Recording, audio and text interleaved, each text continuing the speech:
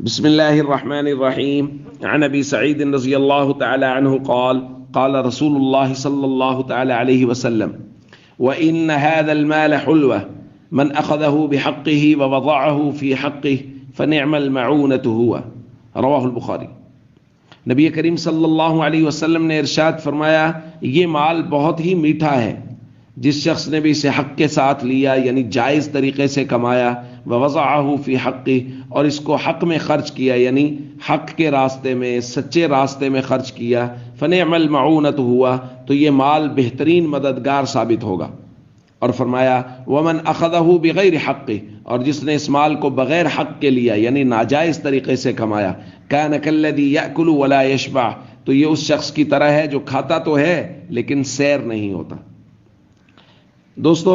نبی پاک صلی اللہ علیہ وسلم فرما رہے ہیں یہ مال بہت شیریں ہے، میٹھا ہے، اچھا لگتا ہے اگر کسی آدمی کے پاس ہو، اور آج کل تو ویسے بھی جس کے پاس مال و اسباب دنیاوی ہو اسی کی عزت اور قدر کرتے ہیں لوگ۔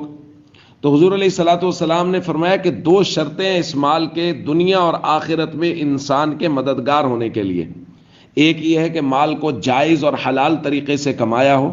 من اخذہ بحقہ اس کو حق کے ساتھ لیا ہو، ووضعہ فی حقہ اور اس کو حق راستے میں استعمال کیا یعنی کمایا تو جائز طریقے سے لیکن ناجائز طریقوں میں اڑا دیا، غلط جگہوں پہ اڑا دیا، تو یہ بھی قیامت والے دن وبال جان ہوگا۔ یہ مال بھائی مددگار بنے گا تب جب کمایا بھی جائز طریقے سے اور اس کو خرچ بھی حق کے راستوں میں کیا، ضرورت مند لوگوں میں خرچ کیا، مسلمانوں کی ضروریات کو پورا کیا، تو نبی کریم صلی اللہ علیہ وسلم فرما رہے قیامت والے دن یہ بہترین مددگار ہوگا۔ اس لیے ہم سب کو چاہیے مال کمانے میں بہت احتیاط کریں بھائی، زیادہ کم کچھ نہیں ہوتا، اصل یہ ہوتا ہے کہ دل مطمئن کہاں ہے، ہم کہاں اس بات پر دل کو اطمینان دے سکتے ہیں کہ میں نے جو کمایا ہے وہ حلال ہے اور میں جہاں خرچ کر رہا ہوں وہ درست جگہ ہے۔ اگر ایسی صورتحال ہے تو یہ مال دنیا میں بھی راحت کا سبب بنے گا اور آخرت میں بھی مددگار ہوگا۔ السلام علیکم ورحمۃ اللہ وبرکاتہ۔